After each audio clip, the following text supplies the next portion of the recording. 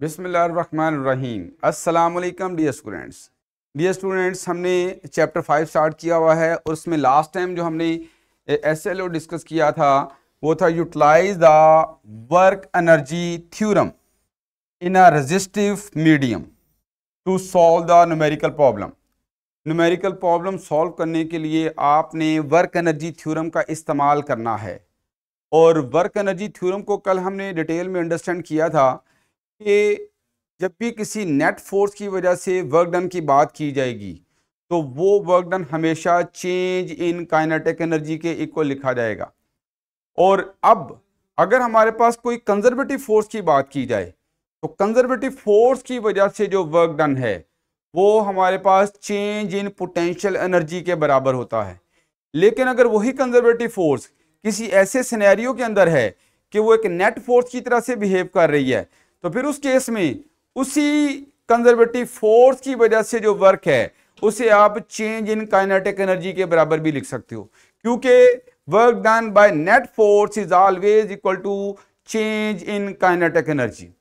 ये पॉइंट्स हमने अंडरस्टैंड किए थे। इसके अलावा हमने ये भी बात की थी कि अगर हमारे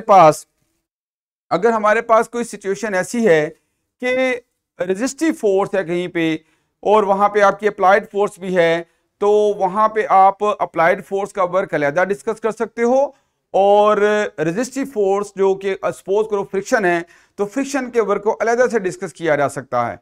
अप्लाइड फोर्स की डायरेक्शन में अगर ऑब्जेक्ट मूव कर रहा है तो अप्लाइड फोर्स का वर्क तो पॉजिटिव होगा F इंटू डी, लेकिन अगर आप फ्रिक्शन की वजह से वर्क की बात करोगे तो वो हमारे पास नेगेटिव होगा, क्योंकि आप जानते हो कि फ्रिक्शन मोशन के अपोजिट होती है, उसमें डिस्प्लेसमेंट फ्रिक्शन के अपोजिट होगी जिसकी वजह से एंगल 180 बनेगा और हमारा वर्क नेगेटिव होगा।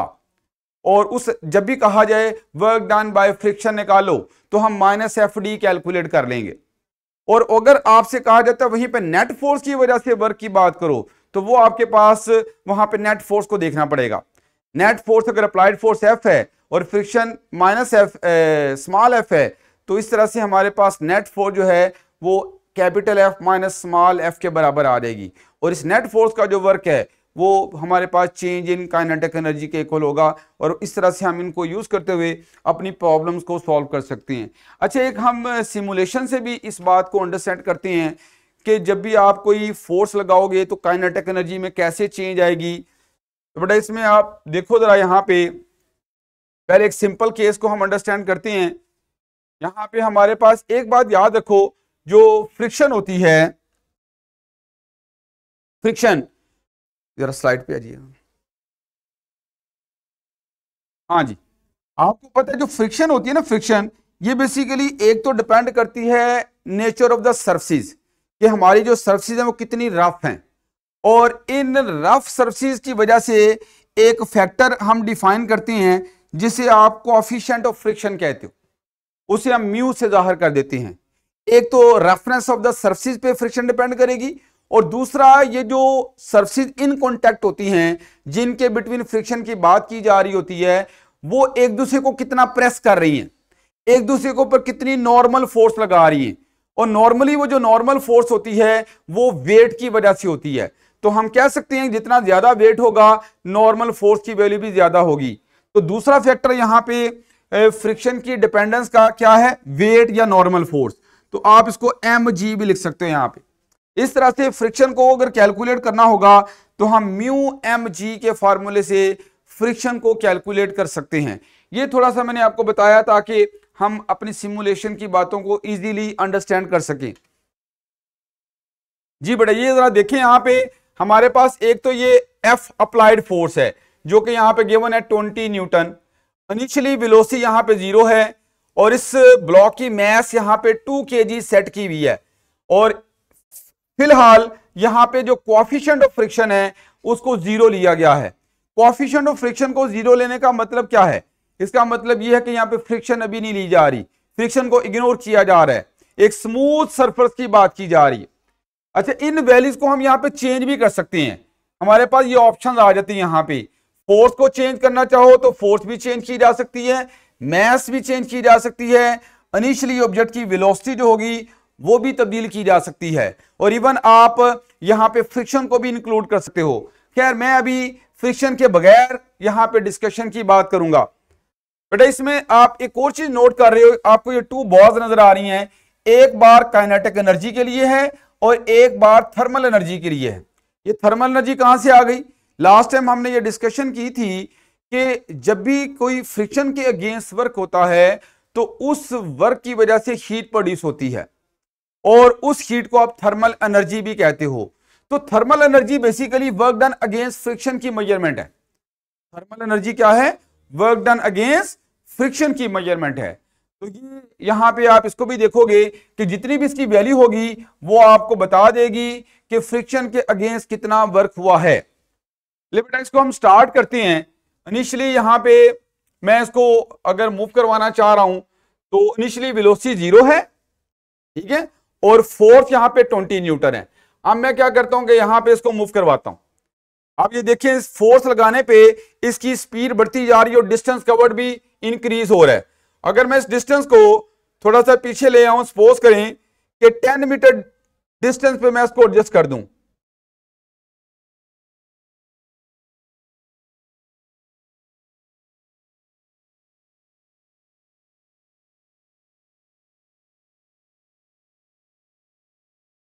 जी ये मैंने इसको तकरीबन 10 मीटर पे आप इसको एडजस्ट कर सकते हो, तकरीबन ये आपके पास वैल्यू आ गई। अब मुझे बताएं कि अगर 10.1 ही है तो आप यहां पे वर्क को अगर कैलकुलेट करना चाहो, work done by applied force, यहां पे है ही एक फोर्स और वो हमारी अप्लाइड फोर्स है, इसका मतलब अप्लाइड फोर्स ही एज ए नेट फोर्स काम कर रही है। तो मैं अगर इस वर्क को कैलकुलेट करना चाहूं तो जिस डायरेक्शन में डिस्प्लेसमेंट हो रही है फोर्स भी उसी डायरेक्शन में है, तो सिंपली आप वर्क निकालोगे एफ डी, और according to work energy principle ये एफ डी किसके बराबर होगा? चेंज इन काइनेटिक एनर्जी के बराबर होगा। हमारे पास काइनेटिक एनर्जी की वैल्यू कितनी आई हुई है? 202। ये फाइनल काइनेटिक एनर्जी है। इनिशियली ऑब्जेक्ट रेस्ट पे था, इनिशियल काइनेटिक एनर्जी 0 और फाइनल काइनेटिक एनर्जी 202। तो बताएं यहां पे काइनेटिक एनर्जी में कितनी चेंज आ गई? वो आप इस फाइनल वैल्यू में से इनिशियल को निकालोगे तो 202 ही बनेगी। ये तो होगी चेंज इन काइनेटिक एनर्जी। अब देखते हैं कि हमारा जो वर्क डन है क्या एग्जैक्टली इस चेंज इन काइनेटिक एनर्जी के बराबर है या नहीं। तो आप जरा देखो कि जो डिस्टेंस यहां पे है 10.1, उसको अगर हम मल्टीप्लाई कर दें किसके साथ? फोर्स के साथ। तो आप जरा मल्टीप्लाई करो 10.1 को 20 के साथ, तो ये एग्जैक्टली 201 ही बनेगा। तो ये इस चीज की कंफर्मेशन हो गई कि जितना भी आप work done by net force होगा वो लाजमी चेंज इन काइनेटिक एनर्जी के बराबर होगा, जो इस सिमुलेशन से आप जस्टिफाई भी कर रहे हो। ठीक हो गया बेटा? अच्छा इसके अलावा जो है आप काइनेटिक एनर्जी की जो वैल्यू है वो यहां से भी कैलकुलेट कर सकते हो। स्पीड भी यहां पे गिवन है और मैस भी पता है, हाफ एम वी स्क्वायर लगा के आप फाइनल काइनेटिक एनर्जी की वैल्यू को देखोगे वो एग्जैक्टली 202 ही बनेगी गिवन डाटा के अकॉर्डिंगली। अब मैं क्या करता हूं यहां पे कि अगर ये फोर्स है इसको अगर मैं इस फोर्स को ऑपोजिट डायरेक्शन में चलो अप्लाई करता हूं, ठीक है, अब फोर्स ऑपोजिट हो गई है। अब इनिशियली यहां पे कुछ ना कुछ स्पीड है और वो स्पीड कितनी है? 12 मीटर पर सेकेंड। और अगर स्पीड है तो डेफिनेटली मैस भी इसकी है और आप इसकी काइनेटिक एनर्जी को फॉर्मूला अप्लाई करके कैलकुलेट कर सकते हो। इनिशियल काइनेटिक एनर्जी यहां पे 144 जूल नजर आ रही है। ठीक हो गया? अब मैं क्या करता हूं कि सपोज करें कि हमारी ये अब जो फोर्स है अप्लाइड फोर्स है वो अपोजिंग फोर्स है। वो क्या कर रही है? अपोज कर रही है। ये फ्रिक्शन नहीं है, गाड़ी मूव कर रही है और हम आगे से उसको रोकना शुरू कर दें या ब्रेक सप्लाई कर दें तो उसको वैसे तो वो फ्रिक्शन ही होती है, लेकिन यहां पे उसको एज ए अपोजिंग फोर्स लिया जा रहा है। ठीक है, तो अगर ये हमारी अपोजिंग फोर्स है तो यहां इस अपोजिंग फोर्स की वजह से जब वर्क डन होगा तो ये किसके बराबर आएगा? ये हमारे पास डिक्रीज इन काइनेटिक एनर्जी के बराबर आएगा। ये भी चेंज इन काइनेटिक एनर्जी के इक्वल होगा। तो उसको देखते हैं यहां पे। देखिए बेटा मैं इसको अगर रन करता हूं तो आप ये देख रहे हो कि ऑब्जेक्ट मूव कर रहा है और अगर मैं इसको मूव करवाता हूं 10 तक,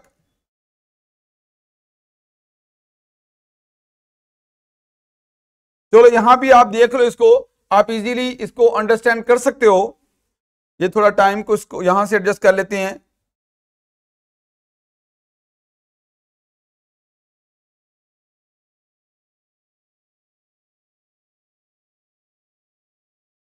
चलो ठीक है, खैर है।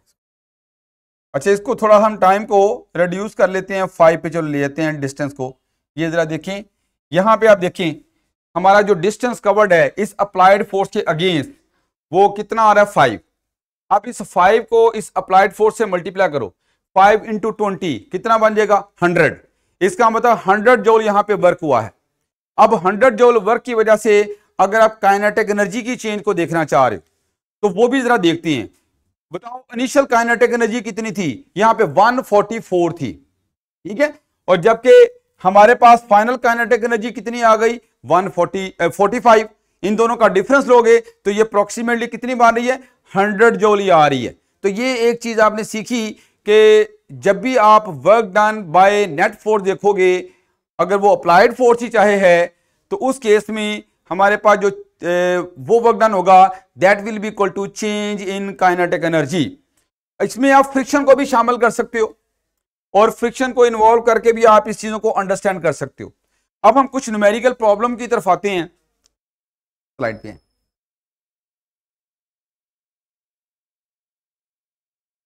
जी बेटा ये क्वेश्चन जरा देखें, इसमें क्या लिखा है, ए ब्लॉक वेइंग 5 kg, यानी एक ब्लॉक की जो मैस है वो हमारे पास 5 किलोग्राम है, 5 किलोग्राम मैस हो गई। स्टार्ट फ्रॉम रेस्ट, इनिशियली इसकी जो वेलोसिटी है वो हमारे पास 0 हो गई, and is drag to the right, right side पे उसको ड्रैग किया जा रहा है। एक ब्लॉक ऐसे उसको राइट साइड पे ड्रैग कर रहे हैं, इस डायरेक्शन में ड्रैग कर रहे हैं, ठीक है, across a smooth frictionless surface. कि हमारे पास सरफेस जो है वो स्मूथ है, फ्रिक्शनलेस है, by a constant horizontal force of 15 newton. यानी ये जो फोर्स लगाई जा रही है ये हमारे पास 15 न्यूटन है। ये हमारी अप्लाइड फोर्स हो गई 15 न्यूटन। ठीक हो गया बेटा, weight 5 kg, weight mean mass. अच्छा अब आते हैं, करना क्या है, calculate the velocity of the block after it has travelled a distance of 4 metre. 4 metre distance travel करने में, तो एक तो हमें अप्लाइड फोर्स आ गई 15 न्यूटन और हमें यहां पे जो डिस्टेंस है वो भी गिवन है 4 मीटर। आपने यहां पे कैलकुलेट करना है वेलोसिटी, फाइनल वेलोसिटी क्या होगी। तो बेटा फाइनल वेलोसिटी कैलकुलेट करने के लिए वर्क एनर्जी प्रिंसिपल, बताओ इस पे कितनी फोर्सेज हैं, एक ही फोर्स है अप्लाइड फोर्स, यही एज ए नेट फोर्स काम कर रही है। और जिधर ये ऑब्जेक्ट मूव कर रहे हैं, जिधर डिस्प्लेसमेंट है, फोर्स भी उसी डायरेक्शन में है, it means work done positive है। तो मैं इस पॉजिटिव वर्क को एफ डी लिख सकता हूं और वर्क एनर्जी थ्योरम के अकॉर्डिंगली इसको मैं लिखूंगा half M V F square minus half M V I square, ऐसे लिख सकते हैं। और हमें पता है half M V I square 0 हो जाएगा क्योंकि इनिशियली स्पीड 0 है, तो ये चीज हमारे पास 0 के बराबर आ गई। इधर से हम आसानी से फाइनल स्पीड को कैलकुलेट कर सकते हैं। 2 को इधर ले आओ, 2f और मैस को इधर डिवाइड कर दो, ये बनेगा वी एफ स्क्वेयर और वी एफ की वैल्यू आप इजीली कैलकुलेट करोगे 2f ओवर m। तो ये आपने एक सिंपल फॉर्मूला अप्लाई किया और अपना रिक्वायर्ड पैरामीटर कैलकुलेट करने की बात की। नेक्स्ट बेटा देखिए, ये कैलकुलेशन आपने खुद करनी है, डाटा पुट करके आप चेक कर सकते हो। नेक्स्ट बेटा क्वेश्चन देखिए, इसमें क्या है, ए 2 kg block is pushed across a 2 kg block is pushed across a horizontal surface with a constant force of 15 Newton. तो दो चीजें इस सेंटेंस के अंदर मेंशन की हैं, एक तो मैस दे दी है 2 kg और दूसरा फोर्स गिवन है 15 न्यूटन। ये दो चीजें हमें दे दी हैं और ये भी एक ब्लॉक के ऊपर है। सपोज करो ये हमारे पास ब्लॉक है, इस पे ये हमारे पास फोर्स हो गई 15 न्यूटन, ठीक हो गया, और इसकी मैस हमें बता दिए 2 kg मैस है। आगे क्या लिखा है, over a distance of 5 metre, ये फोर्स कितने डिस्टेंस तक लग रही है, ये हमारे पास 5 मीटर है। The surface exerts a constant resistive force, resistive force का मतलब फ्रिक्शन, आगे ब्रैकेट में लिखा भी है, कितनी फ्रिक्शन है 5 न्यूटन। तो फ्रिक्शन की वैल्यू हमारे पास आ गई 5 न्यूटन और ये हमेशा मोशन के ऑपोजिट होगी, इसका मतलब फ्रिक्शन हमारी अप्लाइड फोर्स के ऑपोजिट है। हमें करना क्या है, ये पोज कर रही है मोशन को, calculate the final velocity, final velocity आपने कैलकुलेट करनी है of the block using the work energy theorem. तो वर्क एनर्जी थ्योरम अप्लाई कर दें तो नेट फोर्स की वजह से जो वर्क डन है वो हमारे पास चेंज इन काइनेटिक एनर्जी के बराबर होता है half M V F square minus half M V I square. हम ये फॉर्मूला अप्लाई करेंगे, ठीक हो गया। और ऑब्जेक्ट इनिशियली यहां पे उसको कंसिडर किया जा रहा है कि वो रेस्ट पे है, तो अगर ऑब्जेक्ट रेस्ट पे है तभी आप उसकी फाइनल स्पीड कैलकुलेट कर सकते हो, क्योंकि इनिशियली स्पीड तो गिवन नहीं है, तो वो बेसिकली यहां पे लिखा होगा कि ये रेस्ट स्टेट है। तो अब बेटा नेट फोर्स कैसे निकालेंगे, F minus F, applied force में से फ्रिक्शन को माइनस कर देंगे और इसको डी के साथ मल्टीप्लाई कर दो। और अगर इनिशियली ऑब्जेक्ट रेस्ट पे है तो हमारी इनिशियल स्पीड जीरो, तो इनिशियल काइनेटिक एनर्जी भी जीरो बनेगी। इस तरह से half M V F square आ गया और आप आसानी से यहां से वी एफ की वैल्यू को निकाल लोगे। वी एफ स्क्वायर किसके इक्वल होगा, V F square will be equal to applied force minus friction into distance, और ये 2 जो है ये भी इधर आके मल्टीप्लाई हो जाएगा, ठीक हो गया। और m डिवाइड होगा, और चूंकि अगर आपने इसका ये स्क्वायर खत्म करना है तो स्क्वायर रूट लेना पड़ेगा। स्क्वायर रूट लोगे तो 2f minus M into D divided by m, और यहां पे स्क्वायर रूट भी आ रहेगा। तो ये मैंने फॉर्मूला बना दी है, अब आप इसमें वैल्यूज पुट करके इजीली इसकी कैलकुलेशन कर सकते हो। अच्छा पिछले स्लाइड पे जरा हम देखते हैं, ठीक हो गया, ये हम निकाल लिया। अब इससे अगला क्वेश्चन देखिए बेटा, the driver of 1200 kg automobile, एक ड्राइवर है एक ऑटोमोबाइल एक गाड़ी का जिसकी मैस हमें दे दी है, कितनी है 1200 किलोग्राम हमें मैस दे दी है, और ये गाड़ी जो है इनिशियली मूव कर रही है कितनी स्पीड के साथ, 18 मीटर पर सेकंड स्पीड के साथ। तो इनिशियल स्पीड हमें दे दी यहां पे 18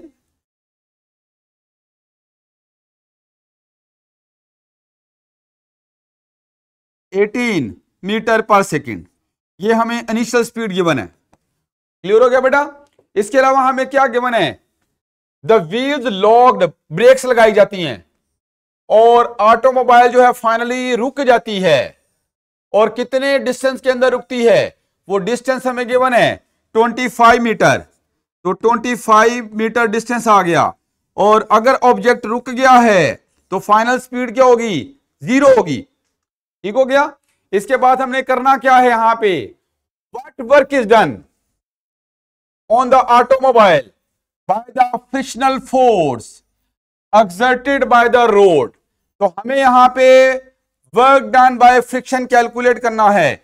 तो फर्स्ट पार्ट जो हमारे पास आएगा वो है वर्क डन बाय फ्रिक्शन, और सेकंड इसमें क्या कैलकुलेट किया जाएगा, determine the value of frictional force, हमें फ्रिक्शनल फोर्स भी कैलकुलेट करना है। तो सेकंड पार्ट फ्रिक्शनल फोर्स है जिसे हम कैलकुलेट करेंगे, और यहां पे अज्यूम किया जा रहा है कि friction is constant. Basically rest object के लिए फ्रिक्शन कुछ और होती है और मूविंग ऑब्जेक्ट की फ्रिक्शन डिफरेंट होती है, इस वजह से यहां पे अज्यूम किया गया है कि फ्रिक्शन क्या है, कांस्टेंट है। अब इन फैक्टर्स के साथ देखते हैं हम इसको कैसे कैलकुलेट करेंगे। तो यहां पे कौन सी फोर्स है, सिर्फ एक फ्रिक्शनल फोर्स है जो ऑब्जेक्ट को रोक रही है, और यहां पे किसी किस्म की कोई फोर्स नहीं है।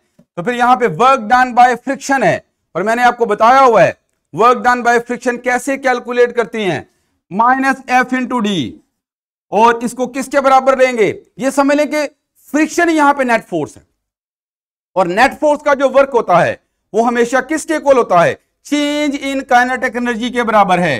तो मैं इसको लिख रहा हूं half M V F square minus half M V I square. इस फॉर्मूले को अप्लाई करेंगे। इसमें मुझे बताओ ऑब्जेक्ट फाइनली क्या हो गया है, रुक गया है, तो रुकने की वजह से वी एफ अगर 0 होगा तो हमारी फाइनल काइनेटिक एनर्जी 0, तो इधर क्या बचेगा माइनस एफ डी, और यहां पे आ जाएगा minus half M V I square. हमें कैलकुलेट क्या करना है, यहां पे वर्क डन बाय फ्रिक्शन, इसी चीज को निकालना है। इसको मैं WF कर लेता हूं, चलो WF work done by friction, तो हमारे पास क्या आएगा minus half M V I square.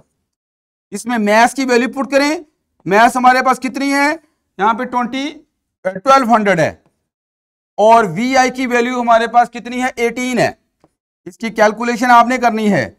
और एक बात याद रखो कि फ्रिक्शन का वर्क नेगेटिव आएगा, बिकॉज जो यहां पे फ्रिक्शन होती है वो हमेशा डिस्प्लेसमेंट के ऑपोजिट है। तो angle between force and displacement क्या बनेगा, 180। इस 180 एंगल की वजह से आपके पास जो वर्क डन है वो नेगेटिव आता है। वर्क डन का फॉर्मूला क्या है, F D cause of 1 theta, और थीटा यहां पे क्या लोगे, 180 डिग्री। तो कॉस 180 आपके पास किसके बराबर होता है, -1 के बराबर है। इस वजह से आपके पास जो वर्क है वो हमेशा अपोजिंग फोर्स के अगेंस्ट जो होगा वो नेगेटिव बनेगा। एक पार्ट रह गया, ये तो फर्स्ट पार्ट हमने किया है। सेकेंड पार्ट जो है आपने फ्रिक्शन कैलकुलेट करना है। तो फ्रिक्शन इजीली कैलकुलेट की जा सकती है। वर्क डन बाय फ्रिक्शन हमने कैलकुलेट किया, किसके बराबर है, ये हमारे पास -F × d के बराबर है। यहां से F किसके इक्वल होगा, F इजीली कैलकुलेट किया जा सकता है, WF/d, और इधर माइनस भी आ रहेगा। ये माइनस फोर्स क्या बताएगी, फोर्स की वैल्यू डेफिनेटली, वैसे तो ये वर्क भी आपका नेगेटिव है, वैसे तो अगर माइनस वैल्यू आती भी है तो ये माइनस आपको ये बताएगी कि ये फोर्स एक अपोजिंग फोर्स है। कौन सी फोर्स है, अपोजिंग फोर्स है। खैर वैल्यूज आपके पास गिवन होंगी, वैल्यूज पुट करके आप इजीली यहां पे फ्रिक्शन की वैल्यू कैलकुलेट कर सकते हो। तो ये आपने जो है यहां पे न्यूमेरिकल प्रॉब्लम किए, और ये लास्ट वन जो है ये आपकी असाइनमेंट है, ये आपने करना है, और फिर इंशाल्लाह मैं इसको नेक्स्ट टाइम कराऊंगा। Thank you very much.